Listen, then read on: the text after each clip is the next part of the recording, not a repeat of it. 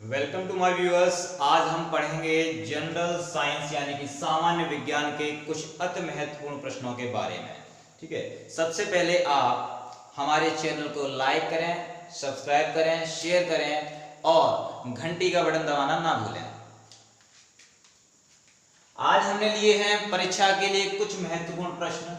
तो सबसे पहले हम बात करते हैं प्रश्नों की और हम साथ में ही इसका एक्सप्लेनेशन भी करेंगे। तो एक्सप्लेनेशन करते समय आप अपने पास एक कॉपी और पेन रखिएगा जिससे आप उनको नोट भी कर सकते हैं। हालांकि यहाँ 10 क्वेश्चंस हैं और आप जब लिखेंगे तो आपके बहुत सारे क्वेश्चंस में से बनेंगे। ठीक है, सबसे पहला हमारा क्वेश्चन है हाइपरमेट्रोपिया क्या होता है। हाइपरमेट्रोपिया क्या होता है तो आपको बता दें, हाइपरमेट्रोपिया इसका हिंदी नाम है दूरदृष्टि दोष। दूरदृष्टि दोष, दूरदृष्टि दोष क्या होता है? ये दोष हमारी आंखों से संबंधित दोष है। हमारी आंखों में विभिन्न प्रकार के नेत्र दोष पाए जाते हैं, जिसमें से एक होता है दूरदृष्टि दोष। इस दृष्टि दोष में क्या होता है? इस दृष्टि दोष से जो व्यक्ति प्रभावित होता है वो पास की वस्तुओं को बहुत अच्छी तरीके से नहीं देख पाता। पास की वस्तुएं उसको साफ दिखाई नहीं देती, हालांकि दूर की वस्तुएं उसको साफ दिखाई देती हैं। यानी कि उसको किताब पढ़ने में दिक्कत आएगी तो किताब पढ़ते समय उसे एक चश्मा। तो दूरदृष्टि दोष में एक व्यक्ति जो दूरदृष्टि दोष से प्रभावित है वह पास की वस्तुओं को स्पष्ट नहीं देख पाता, हालांकि दूर की वस्तुओं को वो साफ साफ देख पाता है। तो इस दोष को दूर करने के लिए क्या होता है? इस दोष को दूर करने के लिए उत्तल लेंस वाला चश्मा लगाया जाता है। उत्तल लेंस का चश्मा, उत्तल लेंस को हम इंग्लिश में बोलते हैं कॉन्वेक्स लेंस। ये कैसा होता है? ये किनारों पर पतला होता है और बीच में मोटा होता है। ठीक है, किनारों पर पतला होता है और बीच में मोटा होता है। ये क्वेश्चन ऐसे भी आ सकता है कि एक व्यक्ति किताब को पढ़ता है तो वो अक्षरों को साफ साफ नहीं देख पाता है। तो इस क्वेश्चन का आंसर होगा, वह दोष होगा दूरदृष्टि दोष। और उस दोष में किस लेंस के चश्मे को लगाया जाएगा? तो उस दोष में उत्तल लेंस के चश्मे को लगाया जाएगा। ये हमारा क्वेश्चन कंप्लीट। सेकंड हमारा क्वेश्चन है, हमारे रक्त में हीमोग्लोबिन का क्या कार्य है? हमारे रक्त में हीमोग्लोबिन का क्या कार्य है? तो हीमोग्लोबिन आप जानते हैं, हीमोग्लोबिन क्या होता है? हीमोग्लोबिन एक सब्सटेंस होता है जो हमारे ब्लड को यानी हमारे रक्त को, रक्त यानी ब्लड को रेड कलर प्रोवाइड करता है। ये एक रेड कलर का पिगमेंट होता है जो हमारे ब्लड को रेड कलर प्रोवाइड करता है। आरबीसी का जो रेड कलर होता है वो इसी पिगमेंट के कारण होता है, हीमोग्लोबिन के कारण। और ये पाया जाता है आरबीसी में। ठीक है, यानी आरबीसी को ये रेड कलर प्रोवाइड करता है। और इसका सबसे महत्वपूर्ण कार्य क्या है? इसका सबसे महत्वपूर्ण कार्य यह है कि यह ऑक्सीजन का परिवहन करता है।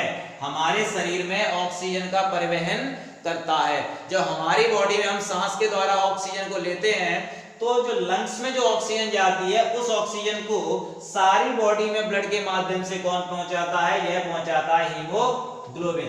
तो याद रखिएगा, हीमोग्लोबिन के कारण ही हमारे जो आरबीसी होती है ब्लड में उसका कलर होता है रेड और इसका मुख्य कार्य होता है ऑक्सीजन का परिवहन करना, पूरे शरीर में ऑक्सीजन को पहुंचाना। Okay, clear? हम आते हैं थर्ड क्वेश्चन पे।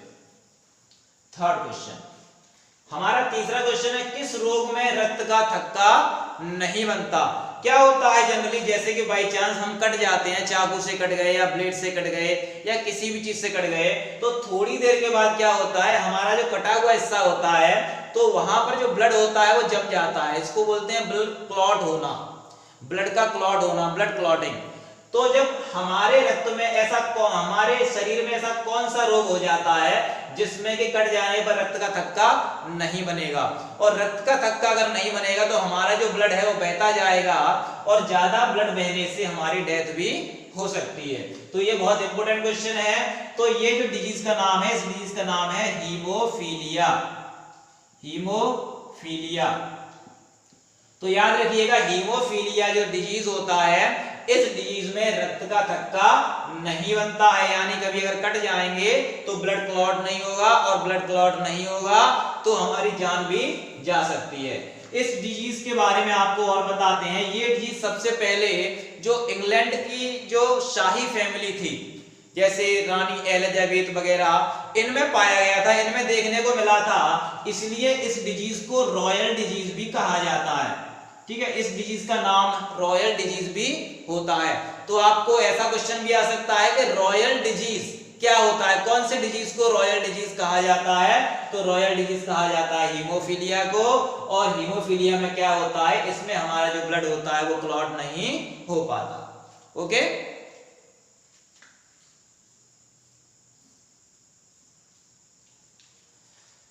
हमारा फोर्थ क्वेश्चन है, मनुष्य के हृदय को एक बार धड़कने में कितना समय लगता है? मनुष्य का जो हृदय होता है वो एक बार धड़कने में कितना समय लगता है? जनरली हम जानते हैं कि हमारा जो हृदय है 1 मिनट में 72 टाइम्स धड़कता है, यानी कि 72 बार। ठीक है, 1 मिनट में 72 बार धड़कता है। और 72 बार धड़कता है तो अगर आप इसको डिवाइड करेंगे, 1 मिनट में कितनी सेकंड होती हैं? 60।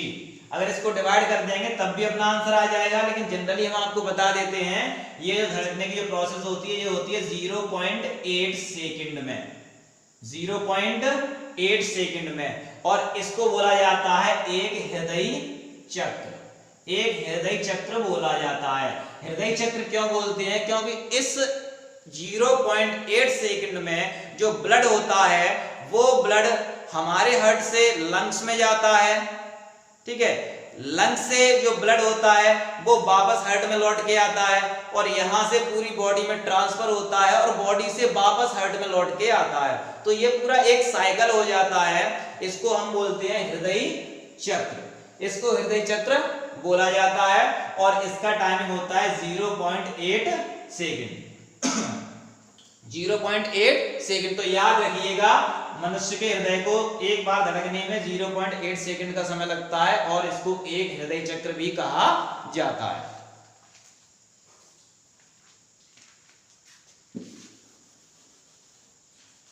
आइए फिफ्थ क्वेश्चन पे। हमारा जो फिफ्थ क्वेश्चन है, प्रकाश संश्लेषण की दर किस प्रकाश में सर्वाधिक तीव्र होती है? प्रकाश संश्लेषण की दर किस रंग के प्रकाश में सर्वाधिक तीव्र होती है? तो आइए इस क्वेश्चन को हम समझते हैं। जो प्राथमिक रंग होते हैं, प्राथमिक रंग, इनको हम प्राइमरी कलर्स भी कहते हैं, प्राइमरी कलर्स, प्राथमिक रंग यानी कि प्राइमरी कलर्स। और ये प्राथमिक रंगों की संख्या होती है 3। कभी कभी आपको एग्जाम्स में पूछा भी जाता है कि प्राथमिक कलर कितने होते हैं? प्राथमिक कलर 3 होते हैं। कौन कौन से होते हैं? लाल कलर होता है यानी कि रेड, नीला कलर होता है यानी कि ब्लू, और हरा कलर होता है यानी कि ग्रीन। तो पौधा जो होता है वो प्राइमरी कलर्स ही एक्सेप्ट करता है, यानी सूर्य के प्रकाश में जो 7 रंग होते हैं उनमें से केवल प्राइमरी कलर को ही वो एब्जॉर्ब करेगा। लेकिन यहां पर एक बात और है, यहां पर दूसरी बात यह है कि पौधों की जो पत्तियां होती हैं वो ग्रीन कलर की होती हैं, इसलिए पौधा ग्रीन कलर को एब्जॉर्ब नहीं करता है, अवशोषित नहीं करता है। वो ग्रीन कलर को क्या करता है? ग्रीन कलर को वो परावर्तित कर देता है। तो ग्रीन कलर छोड़ दीजिए, तो बाकी पौधे की पत्तियां केवल 2 कलर को एब्जॉर्ब करती हैं, रेड कलर और ब्लू कलर। सूर्य के प्रकाश के जो 7 कलर होते हैं, बेजानी, हपी, नाला, उनमें से केवल 2 रंगों को, लाल और नीले रंगों को ही अवशोषित करती हैं। और इनमें से क्योंकि लाल रंग की तरंग दैर्घ्य सबसे ज्यादा होती है, आपने पढ़ा है कि लाल रंग की तरंग दैर्घ्य सबसे ज्यादा होती है, और इसके बाद फिर अन्य रंगों की तरंग दैर्घ्य घटती जाती है। तो लाल रंग के प्रकाश में प्रकाश संश्लेषण की दर होती है सबसे तीव्र होती है, और नीले रंग के प्रकाश में सबसे कम होती है। 2 ही क्वेश्चन बनते हैं इसमें से, क्योंकि 2 ही कलर को एब्जॉर्ब कर रहा है। ठीक है, रेड कलर में सबसे ज्यादा होगी प्रकाश संश्लेषण की दर, और जो ब्लू कलर है उसमें सबसे कम होगी। ओके, हमारा 6th क्वेश्चन है, इंसुलिन क्या होता है? इंसुलिन, तो हम बात करते हैं इंसुलिन क्या होता है। इंसुलिन एक हार्मोन होता है। इंसुलिन एक हार्मोन होता है, हार्मोन होता है और ये सेक्रेट किया जाता है, यानी सेक्रेट किससे किया जाता है, ये किससे स्रावित होता है, ये हमारे अग्न्याशय, अग्न्याशय जिसको हम इंग्लिश में पैनक्रियाज भी बोलते हैं, पैनक्रियाज। ओके, तो पैनक्रियाज जिसको हम अग्न्याशय भी बोलते हैं, इससे ये हार्मोन सेक्रेट होता है यानी कि निकलता है। तो ये याद रखिएगा, ये क्वेश्चन बहुत इंपॉर्टेंट है। जो इंसुलिन हार्मोन है वो अग्न्याशय यानी कि पैनक्रियाज से निकलता है और यह एक हार्मोन है और इसका कार्य क्या होता है, इसका एक बहुत ही महत्वपूर्ण कार्य होता है। हमारी बॉडी में जो शुगर होती है, हमारी बॉडी में जो शुगर होती है, इस शुगर का यूटिलाइजेशन करता है, इस शुगर का उपयोग करता है, यूटिलाइजेशन, ठीक है, जिससे हमारी बॉडी में जो भी शुगर बनती है वो शुगर यूटिलाइज होने से हमारे शरीर में ये शुगर जमा नहीं हो पाती और हमारी जो क्रियाएं हैं शरीर की वो ठीक तरीके से चल पाती हैं। अगर इंसुलिन हार्मोन स्रावित होना बंद हो जाए तो क्या होगा, हमारी बॉडी में शुगर की मात्रा बढ़ जाएगी क्योंकि शुगर का यूटिलाइजेशन नहीं होगा। शुगर का यूटिलाइजेशन कौन करता है, इंसुलिन हार्मोन। तो हमारी बॉडी में एक बीमारी हो जाती है, इसका नाम होता है डायबिटीज, जिसको हम जनरली भाषा में शुगर की बीमारी भी कहते हैं, डायबिटीज। तो यहां से ये क्वेश्चन ही बनता है कि डायबिटीज किस हार्मोन की कमी से होता है, ये इंसुलिन हार्मोन की कमी से होता है। दूसरा क्वेश्चन ये बनता है कि इंसुलिन हार्मोन कहां से निकलता है, ये अग्न्याशय से यानी पैनक्रियाज से निकलता है, ठीक है। तीसरा क्वेश्चन यही बन जाता है, अगर डायबिटीज हो जाती है तो किस हार्मोन का इंजेक्शन लगाया जाता है, ये इंसुलिन हार्मोन का इंजेक्शन लगाया जाता है। याद रखिएगा। हमारा सेवंथ क्वेश्चन है सोनार का उपयोग किस कार्य में किया जाता है।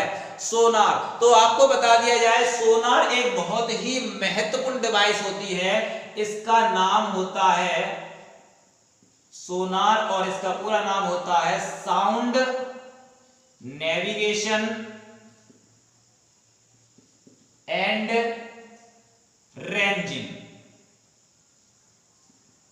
Okay, sound navigation and ranging, ठीक है, ये इसका पूरा नाम हो गया सोनार का। कभी कभी एग्जाम से पूछ देते हैं कि सोनार का पूरा नाम क्या होता है, तो याद रखिए सोनार का पूरा नाम होता है साउंड नेविगेशन एंड रेंजिंग, ठीक है। और इसका प्रयोग किया जाता है, पानी के जहाजों में और पनडुब्बियों में। पनडुब्बी, पानी का जहाज या पानी में चलने वाले जो भी बड़े बड़े आपके वाहन जैसे कि स्टीमर वगैरह होते हैं, या पानी में समुद्र की गहराई को नापने के लिए हम जिन जहाजों का उपयोग करते हैं, तो इन सभी में लगा रहता है साउंड नेविगेशन एंड रेंजिंग यानी कि सोनार नाम की युक्ति यानी कि डिवाइस। और इसका कार्य होता है, ये समुद्र में डूबी हुई खोई हुई वस्तुओं का पता लगाती हैं और समुद्र में जो चट्टानें होती हैं उनका भी पता लगाते हैं। कैसे लगाते हैं इसको मैं थोड़ा सा बता देता हूं। इसमें से अल्ट्रा रेज जो होती हैं, ठीक है, अल्ट्रासाउंड इसमें से भेजा जाता है नीचे समुद्र की तली में, और टकराने के बाद वो जिस समय में वापस आ जाता है तो उससे पता लगा लिया जाता है कि कितनी गहराई है समुद्र तल की, या समुद्र में कोई वस्तु डूबी हुई है वो कितनी गहराई पर है। क्योंकि जिस समय में वो जो आप क्या होता है, जो साउंड जो होता है वो वापस लौट के आता है, तो उस समय को काउंट करके हम पता लगा सकते हैं कि नीचे कितनी गहराई पर कोई चीज है। तो इसका प्रयोग किया जाता है सोनार का, जो जहाज चलते हैं पानी में या पनडुब्बियां चलती हैं, इनमें इनका उपयोग किया जाता है। हमारा 8वां क्वेश्चन है, किस धातु को मिट्टी के तेल में रखा जाता है। तो आपने पढ़ा है या नहीं पढ़ा है तो मैं आपको बता देता हूं, सोडियम और पोटेशियम। ओके, सोडियम और पोटेशियम धातुएं होती हैं दो, जिनको रखा जाता है मिट्टी के तेल में सोडियम जिसको Na पढ़ते हैं, पोटेशियम इनको K पढ़ते हैं, इन दोनों धातुओं को ही मिट्टी के तेल में रखा जाता है, क्योंकि ये दोनों धातुएं बहुत ज्यादा रिएक्टिव होती हैं। बहुत ज्यादा रिएक्टिव होने के कारण ये वायु में उपस्थित ऑक्सीजन से क्रिया कर लेती हैं। वायु में उपस्थित ऑक्सीजन से क्रिया करके ये स्वतः जलने लगती है, स्वतः आग पैदा कर देती हैं, और इससे भी ज्यादा तीव्रता से ये रिएक्शन करती हैं जल के साथ में, ठंडे वाटर के साथ में, ठंडे जल के साथ में। ठीक है, तो कोल्ड वाटर जो होता है उसके साथ में ये बहुत ही तीव्रता से रिएक्शन करती हैं और विस्फोट पैदा करती हैं। इसलिए इनको मिट्टी के तेल में रखा जाता है ताकि ये वायु से रिएक्शन ना कर सके, वायु से क्रिया ना कर सके। ओके, चलिए हमारा अगला क्वेश्चन क्या है? हमारा अगला क्वेश्चन है चंद्रमा पर आवाज क्यों नहीं सुन पाते हैं? हम चंद्रमा पर बोलते हैं तो आवाज सुनाई क्यों नहीं देती है? क्या रीजन है इसका? तो सीधा रीजन है, हम पढ़ चुके हैं कि साउंड जो होता है, साउंड यानी कि हमारी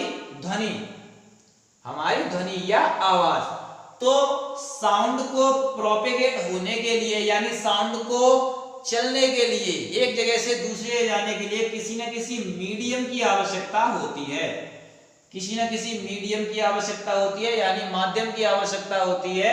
वह माध्यम या तो गैस हो सकता है, या वह माध्यम द्रव हो सकता है, या वह माध्यम ठोस भी हो सकता है। लेकिन अगर माध्यम नहीं है तो साउंड प्रोपेगेट नहीं कर सकता, यानी साउंड एक जगह से दूसरी जगह नहीं जा सकता। तो हम जानते हैं कि हमारा जो चंद्रमा होता है यानी कि जो मून, उस पर एटमॉस्फेयर ही नहीं होता है, उस पर नहीं होता है एटमॉस्फेयर, इस वजह से हम वहां पर आवाज नहीं सुन पाते हैं। आप चाहे बेशक पास पास में खड़े हों लेकिन आपकी आवाज सुनाई नहीं पड़ेगी, क्योंकि वहां पर क्या होता है, एटमॉस्फेयर नहीं होता है, गैस भी नहीं होती है कोई भी, इसीलिए हम वहां पर आवाज नहीं सुन पाते हैं। हमारा अगला क्वेश्चन है सोने की शुद्धता कैसे मापी जाती है? सोने की शुद्धता कैसे मापी जाती है? तो बहुत ही सिंपल क्वेश्चन है, बहुत ही महत्वपूर्ण है एग्जाम्स के लिए। सोने की शुद्धता कैरेट में मापी जाती है, कैरेट। सोने की शुद्धता कैरेट में मापी जाती है। कैरेट सोने की शुद्धता मापने की इकाई होती है। और सोना, सबसे शुद्ध सोना कौन सा होता है? सबसे शुद्ध सोना होता है 24 कैरेट का। 24 कैरेट जो सोना होता है वो सबसे शुद्ध सोना होता है। ये क्वेश्चन भी एग्जाम से पूछा जाता है। अब कैरेट में कैसे मापते हैं? जो 24 कैरेट सोना है ये सबसे शुद्ध सोना है। 24 कैरेट सोना सबसे शुद्ध सोना है, यानी कि इससे शुद्ध सोना हो ही नहीं सकता। अब इसमें मिलावट की जाएगी तो वह सोना जो होगा वो 24 कैरेट से कम होगा, या वह 22 कैरेट का होगा, या वह 18 कैरेट का होगा, या वो 20 कैरेट का होगा। यह कैसे होता है? देखिए, अगर हमको 24 ग्राम सोना चाहिए आभूषण बनाने के लिए, क्या होता है कि शुद्ध सोना जो होता है वो बहुत ही ज्यादा मुलायम होता है, आप उससे आभूषण नहीं बना सकते। तो आभूषण बनाने के लिए क्या किया जाता है? आभूषण बनाने के लिए उसमें थोड़ी सी चांदी या तांबा मिला दिया जाता है, तो चांदी और तांबे के मिलाए जाने से वो कठोर हो जाता है। ओके, तो 24 ग्राम आपको सोना प्राप्त करना है तो इसमें 22 ग्राम मिला दिया जाएगा सोना, और इसमें 2 ग्राम मिला दिया जाएगा आपका चांदी या तांबा। तो चांदी या तांबा मिला देने पर यह सोना जो बनेगा तो ये 24 ग्राम, लेकिन इस सोने को कहा जाएगा 22 कैरेट सोना। इस सोने का मापक क्या होगा? माप 22 कैरेट सोना, क्योंकि इसमें सोने के 22 भाग यानी 22 ग्राम सोना शुद्ध है 24 ग्राम सोने से। अगर हमको 24 ग्राम सोने से 18 कैरेट सोना बनाना है तो 18 ग्राम मिला देंगे हम सोना, और 6 ग्राम मिला देंगे हम इसमें चांदी या तांबा। या हम ऐसा कह सकते हैं कि 18 हिस्से सोना मिला देंगे और 6 हिस्सा मिला देंगे चांदी या तांबा। तो ये क्लियर। और हमारा लास्ट क्वेश्चन है मोमबत्ती की ज्वाला का कौन सा भाग सर्वाधिक गर्म होता है? मोमबत्ती की ज्वाला, तो मोमबत्ती आप लोगों ने देखी है। मोमबत्ती की जो ज्वाला होती है, मोमबत्ती की ज्वाला में 3 भाग होते हैं। देखिए कौन कौन से भाग होते हैं। एक यहाँ भाग होता है, जो भाग होता है ब्लैक कलर का, और एक भाग होता है ये मध्य वाला, ये होता है येलो कलर का, और ये बाहर का जो भाग होता है, ये बाहर का भाग होता है ब्लू कलर का। ठीक है, मध्य भाग येलो कलर का, बाहर का भाग ब्लू कलर का, और यहाँ होता है ब्लैक कलर का। ब्लैक कलर का जो हिस्सा होता है वहां कोई कंफ्यूजन नहीं होता, यानी वहां कार्बन जलता नहीं है, इसलिए वहां जो गर्मी होती है वो सबसे कम होती है। ये सबसे कम गर्म भाग है।